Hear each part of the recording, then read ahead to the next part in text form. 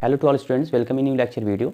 Students, आज हम start करने वाले हैं बीएससी फर्स्ट ईयर के फर्स्ट सेमेस्टर के थर्ड यूनिट को, जो है न्यूक्लियस एंड क्रोमैटिन। ठीक है, तो स्टूडेंट्स यूनिट का नाम है आपका न्यूक्लियस एंड क्रोमैटिन। ठीक है, क्रोमैटिन, क्लियर। तो इस यूनिट में हम स्टडी करेंगे कि न्यूक्लियस क्या होता है और क्रोमैटिन क्या होता है। ठीक है स्टूडेंट्स, तो सबसे पहले हम स्टार्ट करने वाले हैं न्यूक्लियस के बारे में। ठीक है स्टूडेंट्स, तो न्यूक्लियस क्या होता है इसके बारे में स्टडी करते हैं। तो स्टूडेंट, जैसा कि आप जानते हो कि हमारे अर्थ पे जितने भी ऑर्गेनिजम्स हैं उनकी जो होल बॉडी बनी पड़ी है वो सेल से मिलकर बनी है। और सेल्स जो होता है ये ऑर्गेनिजम्स का यूनिट कहलाता है। It means cell is the structural and functional unit of any organisms. ठीक है स्टूडेंट्स, जैसा कि आप जानते हो तो सेल का एक इंपॉर्टेंट ऑर्गेनल्स होता है जिसे हम न्यूक्लियस कहते हैं, जो राउंड सर्कल का होता है, यानी कि गोल सदृश संरचना होता है। ठीक है स्टूडेंट्स, तो ये पर्टिकुलर यूकैरियोट सेल में ही पाया जाता है और प्रोकैरियोट सेल में नहीं पाया जाता है। और ये सेल का सबसे इंपॉर्टेंट सेल ऑर्गेनल्स होता है। ठीक है स्टूडेंट्स, जो सेल के मिड में प्रेजेंट होता है। मोर देन सेल्स में ये जो होता है सेल के बीच में प्रेजेंट होता है। इट मीन्स सेल के मिड में प्रेजेंट होता है, बीच में प्रेजेंट होता है। लेकिन कुछ इसके एक्सेप्शंस जैसे हैं, प्लांट सेल्स में अगर देखा जाए तो वैक्यूल्स यानी रिक्तिका के प्रेजेंट होने की वजह से ये थोड़ी सी साइड में प्रेजेंट होती है, यानी कि मिड में प्रेजेंट नहीं होती है प्लांट सेल्स में। ठीक है, लेकिन मोर देन सेल्स में स्पेशली देखा जाए यूकैरियोट्स वाले ऑर्गेनिजम्स में जो न्यूक्लियस प्रेजेंट होता है ये सेल के बीच में प्रेजेंट होता है। ठीक है स्टूडेंट्स, तो इस प्रकार से। और ये दूसरी चीज़ कि ये जो प्रोकैरियोट सेल्स होते हैं उनमें ये एब्सेंट होता है, यूकैरियोट्स में ही केवल यह न्यूक्लियस पाया जाता है। ठीक है स्टूडेंट्स, तो देखा जाए तो हमने जैसे आपको 2-3 लाइन बताई अभी आपको स्पेशल कि जो सेल का इंपॉर्टेंट सेल ऑर्गेनल्स होता है वो क्या होता है, न्यूक्लियस होता है, जो डबल मेम्ब्रेनस होता है। इट मीन्स कि दो मेम्ब्रेन से मिलकर बनता है। ठीक है स्टूडेंट्स, इस प्रकार से ये पूरे सेल का ये कंट्रोल सेंटर भी कहलाता है। सबसे इंपॉर्टेंट चीज़ कि ये सेल का क्या कहलाता है, कंट्रोल सेंटर। बिकॉज स्टूडेंट्स ये जो सेल के सारे जो फंक्शंस होते हैं, जितने भी एक्टिविटीज़ होती है इसको कंट्रोल करता है। तो ये सेंटर पॉइंट भी कहलाता है, सेंट्रल ऑर्गन भी कहलाता है ये सेल का। ठीक है, और इसकी जो डिस्कवरी किया था सबसे पहले नमक साइंटिस्ट ने किया। ठीक है स्टूडेंट्स, और देखा जाए तो हम इसका अगर स्ट्रक्चर वाइज इसका हम अगर स्टडी करें तो आप ये देख रहे हो ये जो है डबल मेम्ब्रेनस ऑर्गेनल है। अर्थात इसकी जो आउटर लेयर होती है, इसकी जो बाहरी लेयर है उसे हम बोलते हैं आउटर मेम्ब्रेन। ठीक, और अंदर का ये जो है इसे हम बोलते हैं इनर मेम्ब्रेन। ठीक है स्टूडेंट्स, इस प्रकार से। और जो दोनों सेल ये जो मेम्ब्रेन होते हैं, अगर इसका हम जूमिंग स्ट्रक्चर देखें तो कहीं ये इस प्रकार से दिखाई देता है। ठीक है, ये क्या है आउटर और ये क्या है आउटर और ये क्या है इनर। ठीक है स्टूडेंट्स, ये आउटर मेम्ब्रेन और ये इनर मेम्ब्रेन। ठीक है, और इस प्रकार से। और इन दोनों मेम्ब्रेन के बीच का जो स्पेस होता है इसे बोलते हैं पेरी न्यूक्लियर स्पेस। ठीक है, तो याद रखिएगा दोनों मेम्ब्रेन्स के बीच पाए जाने वाले स्पेस को हम क्या बोलते हैं, पेरी न्यूक्लियर स्पेस कहते हैं। और स्टूडेंट्स ये दोनों जो लेयर्स बने होते हैं ये फास्फोलिपिड बाई लेयर के बने होते हैं। किसके बने होते हैं, फास्फोलिपिड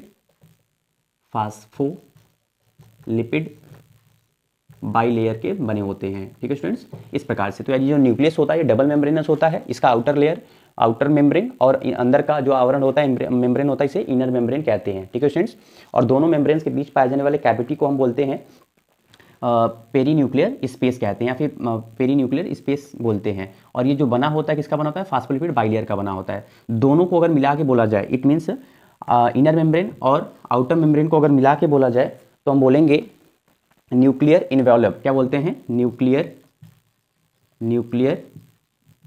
इन्वेलप। ठीक है स्टूडेंट्स, याद रखिएगा इनर मेम्ब्रेन और आउटर मेम्ब्रेन के दोनों को कंबाइंड फॉर्म में हम क्या बोलते हैं, न्यूक्लियर इन्वॉल्व बोलते हैं। ठीक है स्टूडेंट्स, इस प्रकार से। और जो न्यूक्लियर मेम्ब्रेन होता है, न्यूक्लियर मेम्ब्रेन के बीच में कहीं कहीं पे पोर होते हैं जिसे हम बोलते हैं न्यूक्लियर पोर कहते हैं, है ना। तो ये न्यूक्लियर मेम्ब्रेन के बीच पाए जाने वाले पोर को हम क्या बोलते हैं, न्यूक्लियर पोर कहते हैं। क्लियर। और न्यूक्लियस के अंदर जो न्यूक्लियर मेम्ब्रेन के जस्ट जो नीचे एक पतला मेम्ब्रेन होता है जिसे हम बोलते हैं लैमिना। ठीक है स्टूडेंट्स, ये जो होता है ये सेल को एक न्यूक्लियस को एक शेप प्रोवाइड करता है। क्या करता है, ये न्यूक्लियस को एक शेप प्रोवाइड करता है, यानी आकार प्रदान करता है। और जो लैमिना होता है ये न्यूक्लियर मेम्ब्रेन के जस्ट नीचे होता है। और ये किसका बना होता है, इंटरमीडिएट और लेमिन्स का बना होता है। किसका बना होता है, ये इंटरमीडिएट्स एंड लेमिन्स का बना होता है। रेड मार्कर कहाँ चला गया भाई, दीजिए एक हमें। ठीक है, तो इंटरमीडिएट और लैमिन्स का बना होता है। इंटरमीडिएट फिलामेंट्स और किसका बना होता है, ये लैमिन्स का बना होता है। ठीक है स्टूडेंट्स, ये जो होता है मैकेनिकल सपोर्ट प्रदान करता है सेल को और डीएनए रेप्लिकेशन में भी हेल्प करता है लैमिना। ओके, और ये जो होता है ये सेल को, ये न्यूक्लियस को क्या करता है, शेप भी प्रोवाइड करता है। क्लियर। और जो न्यूक्लियस होता है, न्यूक्लियस के बीच जो ये लिक्विड पाया जाता है इसे हम बोलते हैं न्यूक्लियोप्लाज्म। ठीक है, न्यूक्लियोप्लाज्म। इसी न्यूक्लियोप्लाज्म में जो होता है बहुत सारे thread like structure, thread like structures means धागेनुमा संरचना पाई जाती है जिसे हम बोलते हैं क्रोमैटिन बोलते हैं। सेल्स के न्यूक्लियस के अंदर पाए जाने वाले थ्रेड लाइक स्ट्रक्चर को हम बोलते हैं क्रोमैटिन। क्रोमैटिन जो होता है देख रहा हो जिस प्रकार से ऐसे बिखरा पड़ा रहता है। ठीक है, और जब सेल ये मैच्योर हो जाती है, जब सेल मैच्योर हो जाती है, न्यूक्लियस में मैच्योर हो जाता है, तो ये जो सब जब सेल डिवीजन का टाइमिंग आता है तो ये जो क्रोमैटिन है ये छोटे और मोटे हो जाते हैं। ठीक है, शॉर्ट एंड थिक हो जाते हैं, है ना। तो ये जब इस तब हम बोलते हैं क्रोमोसोम बोलते हैं, नो क्रोमैटिन। ओके, तो ये जो क्रोमैटिन इस समय आप देख रहे हो ये दो प्रकार के दिख रहे हैं। यहाँ आप देख रहे हो काफ़ी कंडेंस है। ठीक है, तो कंडेंस क्रोमैटिन को हम बोलते हैं हेट्रोक्रोमैटिन। ठीक है, क्या बोलते हैं हम, हेट्रोक्रोमैटिन बोलते हैं। क्लियर। और जो क्रोमैटिन जो देख रहे हो थोड़ा सा स्पेस है, ओपन है, इसे हम बोलते हैं यूक्रोमैटिन। ओके, यूक्रोमैटिन जो होता है जीन एक्सप्रेशन में हेल्प करता है, important for the gene expression. ठीक है, जीन एक्सप्रेशन में पार्टिसिपेट होता है। और जबकि हेट्रोक्रोमैटिन जो होता है जो कंडेंस है, डीएनए जो है इसमें काफ़ी कंडेंस है, इसे ये क्या होता है जीन एक्सप्रेशन में पार्टिसिपेट या जीन एक्सप्रेशन में हेल्प नहीं करता है। ठीक है स्टूडेंट, इस प्रकार से जो क्रोमैटिन होता है इसमें जो दानेदार संरचना है इसे ये क्या है, ये हिस्टोन प्रोटीन होता है। ठीक है, ये जो ये क्रोमैटिन है, क्रोमैटिन पे ये जो कंडेंस स्ट्रक्चर है, फिर हम कह सकते हैं जो डॉट लाइक स्ट्रक्चर वो क्या होता है, हिस्टोन प्रोटीन होता है, जो क्या करता है कि बहुत बड़े क्रोमोसोम को या फिर क्रोमैटिड्स को क्या करता है आपस में कंडेंस करके रखता है। ठीक है, तो आपने स्टडी किया क्रोमैटिन क्या होता है और क्रोमैटिन कितने टाइप का होता है, हेट्रोक्रोमैटिन और यूक्रोमैटिन। ओके, और यहाँ पे न्यूक्लियोलस प्रेजेंट होता है। न्यूक्लियोलस जो होता है ये रेप्लिकेशन प्रोसेस में हेल्प करता है, रेप्लिकेशन प्रोसेस में क्या करता है, ये हेल्प करता है। क्लियर। और जो न्यूक्लियस का मेम्ब्रेन होता है, आउटर मेम्ब्रेन, आउटर मेम्ब्रेन पर एक स्ट्रक्चर पाई जाती है इस प्रकार से, फिंगर लाइक स्ट्रक्चर इस प्रकार से प्रेजेंट होती है जिसे हम इंडोप्लाज्मिक रेक्टिकुलम कहते हैं। ठीक है स्टूडेंट्स, इंडोप्लाज्मिक रेक्टिकुलम कहते हैं, इस प्रकार से यहाँ पे पाई जाती है। जो इंडोप्लाज्मिक रेक्टिकुलम होती है इस पे इस प्रकार की स्ट्रक्चर दानेदार संरचना इस प्रकार से इस पे पाई जाती है जिसे हम बोलते हैं जो होता है ये राइबोसोम होता है। ठीक है, और ये पूरी स्ट्रक्चर क्या कहलाती है, endoplasmic reticulum, ER short form में कहते हैं। क्लियर है, ये जो होता है ER प्रोटीन सिंथेसिस में हेल्प करता है। ठीक है स्टूडेंट्स, तो ये हमने स्टडी किया न्यूक्लियस क्या होता है, न्यूक्लियस के बारे में आपने स्टडी किया। न्यूक्लियस जो होता है डबल मेम्ब्रेनस सेल ऑर्गेनल्स है, सेल का इंपॉर्टेंट सेल ऑर्गेनल होता है और इसे हम कंट्रोल सेंटर भी बोलते हैं सेल का। ठीक है, न्यूक्लियस के अंदर पाए जाने वाले लिक्विड को हम क्या बोलते हैं, न्यूक्लियोप्लाज्म कहते हैं। इसमें क्रोमैटिन पाया जाता है, न्यूक्लियोलस पाया जाता है। ठीक है, और लैमिना क्या होता है, न्यूक्लियस के नीचे पाए जाने वाले लेयर को क्या बोलते हैं, लैमिना कहते हैं। ठीक है, जो डीएनए रेप्लिकेशन में पार्टिसिपेट होता है। ठीक है स्टूडेंट्स, तो ये आपने स्टडी किया। आउटर मेम्ब्रेन जो होता है, आउटर मेम्ब्रेन से एक स्ट्रक्चर जुड़ा होता है उसे हम क्या बोलते हैं, इंडोप्लाज्मिक रेक्टिकुलम। कि ये दो टाइप का होता है जो अभी आप आगे स्टडी करोगे।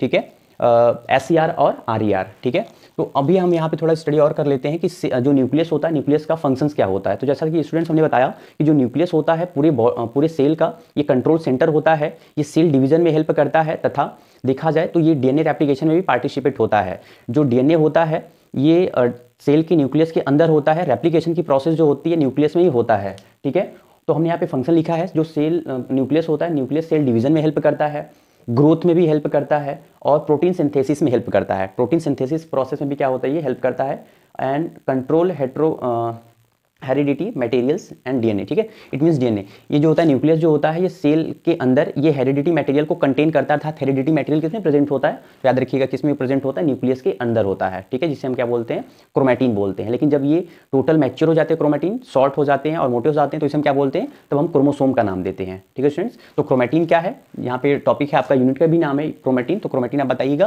क्रोमैटिन जो होता है न्यूक्लियस के अंदर पाया जाने वाला एक थ्रेड लाइक स्ट्रक्चर होता है जो काफी कंडेंस होता है। ठीक है, जिसे हम क्या बोलते हैं, क्रोमैटिन बोलते हैं। इसे क्रोमोसोम हम नहीं बोलते, क्रोमोसोम कब बोलेंगे, जब सेल डिवीजन होने का टाइम आता है, सेल मैच्योर हो जाती है, तो ये थिक हो जाते हैं, मतलब मोटे हो जाते हैं और ये छोटे हो जाते हैं ना, ये कह सकते हैं हम इसे भुजायुक्त हो जाते हैं। ठीक है, तो उसे हम क्या बोलते हैं, फिर क्रोमोसोम कहते हैं। जो क्रोमोसोम होता है, क्रोमोसोम जेनेटिक मटेरियल होता है। अलग अलग स्पीसीज में क्रोमोसोम की नंबर अलग अलग होती है। जैसे ह्यूमन बींग्स में क्रोमोसोम की संख्या कितनी होती है, 23 जोड़ी या 46 के नंबर में होती है। ठीक है, जो क्रोमोसोम का जो डिस्कवरी किया वो स्ट्रासबर्गर ने किया, जबकि जो नेम किया था वो वाल्डेयर नामक साइंटिस्ट ने दिया था। तो क्रोमोसोम नेम किसने दिया, वाल्डेयर ने। इसकी डिस्कवरी किसने किया, स्ट्रासबर्गर ने। ठीक है स्टूडेंट्स, तो ये हुआ न्यूक्लियस के बारे में। न्यूक्लियस क्या होता है, न्यूक्लियस के फंक्शंस क्या होते हैं। ठीक है, तो ये कंप्लीट बातें हुई स्टूडेंट्स। अब हम स्टडी नेक्स्ट क्लास में करेंगे कि क्या अगला जो यूनिट होगा, यूनिट नंबर 4 होगा। तो स्टूडेंट्स ये हुआ न्यूक्लियस और क्रोमैटिन के बारे में, जिसको आप अच्छे से नोट कीजिएगा। और वीडियो कैसा लगा इसको आप कमेंट में बताइएगा। ठीक है स्टूडेंट्स, मिलते हैं फिर वीडियो लेक्चर में, तब तक के लिए थैंक यू। ओके।